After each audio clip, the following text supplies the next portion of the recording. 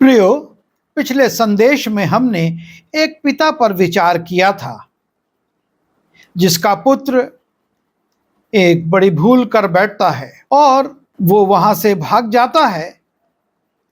कुछ वर्षों के बाद पिता उसे बुलवाता है, उसे ये आदेश देता है कि वो उससे ना मिले और इस कारण से उसकी ये जो अधूरी क्षमा थी, उसके कारण उस बेटे के जीवन में एक विद्रोह आ जाता है और उस विद्रोह के कारण आने वाले समय में वो अपने पिता के विरुद्ध खड़ा हो जाता है और इस विद्रोह का परिणाम बड़ा दुखद होता है। और इसके पीछे एक बहुत बड़ी भूल उसके पिता की थी, जिसने अपने बेटे को क्षमा तो किया लेकिन पूर्ण रूप से नहीं किया और उसका परिणाम एक विद्रोही बेटे के रूप में उसके सामने आता है। आज हम बाइबल में एक और पिता को देखेंगे और नए नियम में इस पिता का उल्लेख है और हम देखते हैं कि यहाँ पर भी एक पुत्र अपने पिता से विद्रोह कर देता है। वो पिता से कहता है कि संपत्ति में जो उसका अंश है वो उसको दे दिया जाए ताकि वो अपनी मनमर्जी से व्यापार करे और अपने जीवन का संचालन करें। संभव है पिता ने उसे रोका होगा, समझाया होगा, लेकिन पुत्र नहीं माना और तब पिता संपत्ति में उसका भाग जो उसका था उसको दे देता है और वो बेटा वो सारे पैसों को लेकर दूर देश चला जाता है और वहां व्यापार करता है। लेकिन व्यापार में अनाड़ी होने के कारण या अकेला होने के कारण या गलत आदतें होने के कारण, जो भी कारण रहा हो, वो असफल हो जाता है, कंगाल हो जाता है। और तब जबकि उसके पास ना पैसा है ना कोई काम है और उस देश में अकाल की स्थिति है, वो अपने जीवन पर विचार करता है और अपने जीवन पर विचार करने के बाद वो ये निर्णय लेता है कि मैं फिर से अपने पिता के घर वापस जाऊंगा। उससे कहूंगा मैं इस लायक तो नहीं कि तेरा पुत्र बनकर रह सकूं, लेकिन अपने सेवक के रूप में, अपने नौकर के रूप में मुझको रख ले। और इस घटना को हम लूका रचित सुसमाचार उसके 15वें अध्याय में देखते हैं और जब हम इस घटना को पढ़ते हैं हम पाते हैं कि पुत्र जब निर्णय लेता है कि मैं अपने पिता के पास लौटूंगा और वो इस निर्णय को लेकर अपने घर की ओर बढ़ने लगता है, वो वापस आता है और तब हम देखते हैं 20वें पद में लिखा हुआ है, तब वो उठकर अपने पिता के पास चला। वो अभी दूर ही था। वो उठकर अपने पिता के पास जाने के लिए चल पड़ता है और यहां पर लिखा हुआ है कि जब वो दूर ही था, अभी वो पिता के पास नहीं पहुंचा था, दूर ही था और उसके पिता ने उसे देखकर, और इस उल्लेख से ऐसा लगता है कि पिता अपने पुत्र की प्रतीक्षा कर रहा था। उस मार्ग की ओर उसका ध्यान था या उस मार्ग की ओर वो जाता था कि इस मार्ग से मेरा पुत्र गया है और नगर में आने वाला ये एकमात्र मार्ग है, इसी से शायद लौट कर आए, और वो उसकी प्रतीक्षा कर रहा था। और इसलिए वो घर में आए, दरवाजा खटखटाए।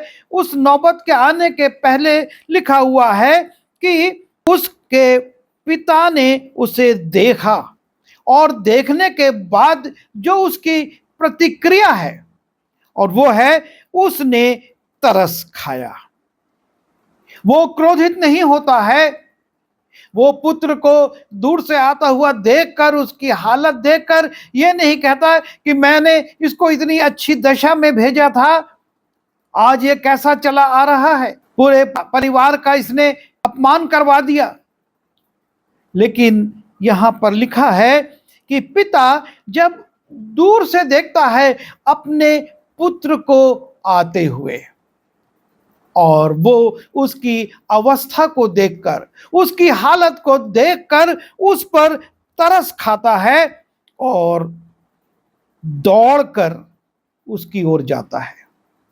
पुत्र शायद धीरे धीरे आ रहा है, क्योंकि उसको विश्वास नहीं है कि मैं जाऊंगा तो मुझको स्वीकार किया जाएगा कि नहीं। जिन रास्तों से मैं जाऊंगा उसमें मेरे परिचित मिलेंगे तो किस प्रकार की प्रतिक्रिया करेंगे। उसके दिल में एक डर है, उसके दिल में एक संकोच है। वो पिता के घर की ओर आ रहा है, लेकिन उसके को दृढ़ विश्वास नहीं है कि पिता उसके साथ किस प्रकार का व्यवहार करेगा, उसे स्वीकार करेगा, घर में आने देगा या निकाल देगा। और वो चला आ रहा है, लेकिन जब पिता उसको देखता है तो लिखा है कि वो उसकी ओर दौड़ता है। उसके दिल में ना सिर्फ तरस आता है, लेकिन उसका प्रेम उमंड आता है और वो अपने बेटे की ओर दौड़ पड़ता है। और दौड़कर लिखा है कि उसे गले लगाया। ना सिर्फ उसको देखकर तरस खाता है, ना सिर्फ उसको और दौड़कर जाता है, लेकिन उसको गले लगाता है। उस पुत्र की हालत हम जानते हैं कि कितना गंदा, कितने पुराने कपड़े, किस रूप में वो चला आ रहा था। लेकिन पिता इन बातों से मतलब नहीं रखता, वो इन बातों पर ध्यान नहीं देता। उसको सिर्फ एक चीज दिख रही है कि मेरा पुत्र आ रहा है, और वो दौड़कर उसको गले लगा लेता है। वो उससे घिन नहीं करता, वो उसको डांटता नहीं कि तू किस दशा में चला आ रहा है, तेरे कपड़ों की क्या हालत है, तेरे बालों की क्या हालत है। जैसा है ये मेरा बेटा है। और ये सोचकर वो सीधा उसको गले लगा लेता है। और उसके आगे लिखा है कि बहुत चूमा। ना सिर्फ उसको गले लगाया, लेकिन अपने प्रेम को अपने चुंबन के द्वारा भी वो प्रकट कर रहा है। उसी अवस्था में धूल से सना हुआ है, जानवरों के बीच में उनकी रखवाली करने का काम करता था, स्वयं भी कितना गंदा हो गया होगा। लेकिन पिता को इन बातों से मतलब नहीं है। वो दौड़ता है, गले लगाता है और उसको चूमता है। यह है पिता का प्रेम उस पुत्र के प्रति जिसने कि संपत्ति को लेकर व्यर्थ बातों में उड़ा दिया। वो उससे दूर चला गया। अपने ऊपर, अपनी शक्ति पर, अपनी बुद्धि पर, अपनी योग्यता पर उसको बड़ा गर्व था कि मैं भी कुछ कर सकता हूं। और वो पिता से अपनी संपत्ति का भाग लेकर चला गया था। लेकिन आज जब बिल्कुल फटे हाल वो लौट रहा है, पिता उनसे कुछ नहीं पूछता, लेकिन उसको देखता है, तरस खाता है, उसकी ओर दौड़ता है, गले लगाता है और बहुत चूमता है। लिखा है, वहां पर शब्द आया है बहुत चूमा। और तब पुत्र 21वें पद में कहता है, पुत्र ने उससे कहा, पिताजी, मैंने स्वर्ग के विरोध में और तेरी दृष्टि में पाप किया है, और अब इस योग्य नहीं कि तेरा पुत्र कहलाऊं। वो अपनी गलती को स्वीकार करता है। मैंने तेरी दृष्टि में और परमेश्वर की दृष्टि में गलत काम किया है। मैं अब इस लायक नहीं कि तेरा पुत्र कहलाऊं। वो पिता से क्षमा मांग रहा है, अपनी गलती को मान रहा है कि मैंने अनुचित किया। और मैं उस बड़े पद से, पुत्र होने के पद से के योग्य नहीं हूं। लेकिन पिता उसकी इन बातों को नहीं सुनता, उन पर ध्यान नहीं देता। लेकिन लिखा हुआ है कि परंतु पिता ने अपने दासों से कहा। पिता अपने सेवकों को बुला रहा है और उनको आदेश दे रहा है। पुत्र क्या कह रहा है, किस प्रकार से क्षमा मांग रहा है, अपनी गलती को स्वीकार कर रहा है। पिता इसकी ओर ध्यान ना देकर अपने दासों को बुलाता है और उनको आदेश देता है और कहता है, ठट अच्छे से अच्छा वस्त्र निकालकर उसे पहनाओ। अभी इसके वस्त्र फटे हुए हैं, गंदे हैं, दूषित हैं, लेकिन अब जल्दी से जल्दी तुम जाओ, अच्छे से अच्छा, कोई साधारण नहीं, लेकिन जो मेरे पास रखे हुए इसके वस्त्र हैं, उनमें से अच्छा वस्त्र निकालो और इसको पहनाओ। पिता पुत्र के लिए आदेश दे रहा है। क्या हो चुका इससे उसको मतलब नहीं, उसको वर्तमान से मतलब है कि मेरा पुत्र आ गया है और अब दासों, जैसे तुम मेरे दास हो वैसे ही इसके भी हो, और जाओ इसके लिए काम करो, इसके लिए वस्त्र निकालो, और वो भी साधारण नहीं, अच्छे से अच्छे, और इसको पहनाओ। उसके हाथ में अंगूठी पहनाओ। अंगूठी जो उस समय में अधिकार का प्रतीक था। राजा अपनी अंगूठी निकालकर देते थे कि इसकी मुहर लगा दो। उससे ये पता चलता था कि ये राजा की तरफ से अधिकृत पत्र है, और पिता पुत्र को फिर से वही अधिकार दे रहा है। इसको अंगूठी पहनाओ, अधिकार है इसको, अंगूठी पहनकर इसको कार्य करने का अधिकार है, इसको अंगूठी पहनाओ। और उसके लिए लिखा है, पांवों में जूतियां पहनाओ। और इस्राएल में जूती पहनाने और जूती उतारना एक महत्वपूर्ण कार्य था। जब कोई अपने अधिकार को छोड़ता था, वो जूती उतारता था। जब हम बोआज को देखते हैं, और बोआज का रिश्तेदार जब रूत के लिए अपने अधिकार को छोड़ता है, तो वो अपने पैरों से जूती उतारता है, और वहां के बुजुर्ग उसको देखते हैं कि हां, इसने ये किया है। लेकिन पिता अब कह रहा है कि इसको जूती पहनाओ। परिवार से इसका मेल मिलाप फिर से किया जा रहा है। वो परिवार से अलग हो गया था, दूर चला गया था, लेकिन अब पिता कहता है अपने सेवकों से कि पांवों में जूतियां पहनाओ। मेल मिलाप का कार्य यहां पर पिता पूर्ण कर रहा है। बहुत हानि पहुंचाई, बहुत क्षति पहुंचाई, बहुत अपमानित किया, दुखी किया।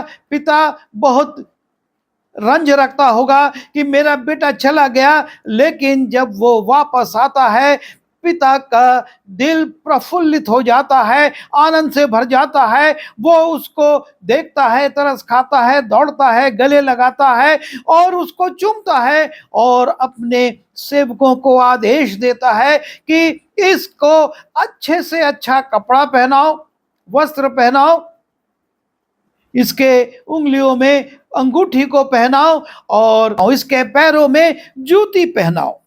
और तब वो कहता है कि पला हुआ पशु वध करो और आनंद मनाओ। मेरे अतिथियों को बुलाओ, मेरे रिश्तेदारों को बुलाओ, मेरे साथियों को बुलाओ, पड़ोसियों को बुलाओ, क्योंकि मेरा ये पुत्र मर गया था, फिर जी गया है, खो गया था, अब मिल गया है। वो इस बात से आनंदित है और अपने पड़ोसियों को और अपने साथियों को बुला रहा है, ताकि आनंद मनाए, क्योंकि उसका पुत्र जो चला गया था, एक तरह से उसके लिए मर गया था, वापस आया, जी उठा है, खो गया था, अब मिल गया है, और पिता बड़ा आनंदित है। और वो कहता है, और वे आनंद करने लगे, वो खुशी मनाने लगे। ये है पिता का प्रेम, ये है पिता की क्षमा। वो पिछली बातों को नहीं दोहराता है। क्या कुछ गुजर गया उससे इसको मतलब नहीं है, किस अवस्था में वो आ रहा है इससे उसको मतलब नहीं है। वो जैसा आ रहा है वैसा ही वो उसको स्वीकार करता है, और फिर से अपने पुत्र के रूप में उसको प्रतिष्ठित करता है, उसको स्थापित करता है और आनंद मनाता है। वो उससे अलग अलग नहीं है। और इसके बाद जब बड़ा पुत्र नाराज होता है कि ये तू क्या कर रहा है, वो उसको भी समझाता है, क्योंकि वो पिता है और वो नहीं चाहता कि उसके संतानें उससे दूर हों। और ये है पिता का प्रेम। बच्चे गलती करते हैं, वो हानि पहुंचाते हैं, वो अपने आप को बहुत बुद्धिमान और संसार में बहुत ज्यादा होशियार समझते हैं, लेकिन पिता हर परिस्थिति में अपने बच्चों से प्रेम करता है, उनकी प्रतीक्षा करता है, उनका इंतजार करता है, और यदि वो आते हैं तो वो उनको खुले दिल से स्वीकार करता है। और उसके आगे ऐसा कोई वर्णन नहीं है कि ये पुत्र पिता से दूर चला गया। ये उस घर में आ गया और उस घर में फिर से वो पुत्र के रूप में रहने लगा। प्रारंभ में जरूर उसने गलती करी, पर पिता के प्रेम ने उसको हर गलती को क्षमा करके फिर से स्थापित कर दिया। और प्रभु यही चाहता है, परमेश्वर ये चाहता है, क्योंकि उसका प्रेम भी ऐसा ही है। जब हम यशाया उसके 38वें अध्याय के 17वें पद में जाते हैं और उसकी दूसरी लाइन को देखते हैं, वहां पर लिखा है, क्योंकि मेरे सब पापों को तूने अपनी पीठ के पीछे फेंक दिया है। यह है हमारे परमेश्वर का प्रेम। जब हम अपने प्रभु के पास आते हैं, वो हमारे सब पापों को, एक दो नहीं, आंशिक नहीं, सशर्त नहीं, लेकिन लिखा है कि तूने मेरे सब पापों को अपनी पीठ के पीछे फेंक दिया है। और पीठ के पीछे फेंकने का मतलब है अब वो कभी परमेश्वर की दृष्टि में नहीं आएंगे। अब परमेश्वर कभी हमको उन पापों के लिए दोषित नहीं करेगा, क्योंकि जब वो पीठ घुमाएगा हमारा पाप उसके पीछे चला जाएगा। और परमेश्वर हमको इस रीति से क्षमा करता है, और वो ये चाहता है कि हम भी इसी प्रकार से क्षमा प्रदान करें। जब यीशु मसीह क्रूस पर थे और एक कुकर्म करने वाले ने उससे कहा कि हे यीशु, जब तू अपने राज्य में आए मेरी सुधि लेना, और प्रभु यीशु मसीह उसको वहीं पर पूर्ण रूप से क्षमा कर देते हैं और कहते हैं, तू आज ही मेरे साथ स्वर्ग लोक में होगा। वो कोई शर्त नहीं रखते, वो कुछ उससे कहते नहीं कि नहीं, जब ये तू कर लेगा, जब ऐसा हो जाएगा तब होगा। यीशु मसीह उसके स्वीकारोक्ति पर कि वो परमेश्वर का पुत्र है, वो निर्दोष है, और उससे जब वो निवेदन करता है कि मेरी सुधि लेना अपने राज्य में, यीशु मसीह तुरंत उसको क्षमा करते हैं। और यही क्षमा परमेश्वर हमसे चाहता है। हम पिता होकर अपनी संतानों को उनकी गलतियों के लिए कैसे क्षमा करते हैं। दाऊद की गलती हम ना करें, जिसने अबशलोम को क्षमा तो किया लेकिन कह दिया कि वो मेरे पास नहीं आने पाएगा, और वो विद्रोही बन गया और उसके विद्रोह का परिणाम बड़ा दुखद हुआ। लेकिन ये पिता अपने पुत्र को दिल से क्षमा करता है, दिल की गहराई से उसको क्षमा करता है, उसको स्वीकार करता है और उसको फिर से अपने सेवकों के ऊपर और अपने पड़ोसियों के ऊपर प्रतिष्ठित करता है कि आओ मेरे साथ आनंद मनाओ, मेरा बेटा मर गया था, अब जी गया है, खो गया था, मिल गया है। प्रभु हमारी सहायता करे कि हम ऐसी ही क्षमा लोगों को, अपने प्रियों को, अपने विरुद्ध काम करने वालों को प्रदान करें। आइए दुआ करें। प्रभु जी, धन्यवाद देते हैं कि आपके प्रेम को जब हम देखते हैं तो हम समझ नहीं पाते, और आपने इस घटना का उल्लेख इसीलिए करवाया कि हम आपके प्रेम को, पिता के प्रेम को समझें, जो कि दोषी नहीं पर फिर से प्रतिष्ठित करता है। प्रभु तू हमारे पापों को अपनी पीठ के पीछे फेंकता है, हमको भी शक्ति दे कि हम अपनी गलती करने वालों को क्षमा करें और उस बातों को, पिछली बातों को ना दोहराएं, पर पूरी तरह से उनको क्षमा करके उन बातों को भूल जाएं। बिनती यीशु मसीह के नाम से मांगता हूं, आमीन।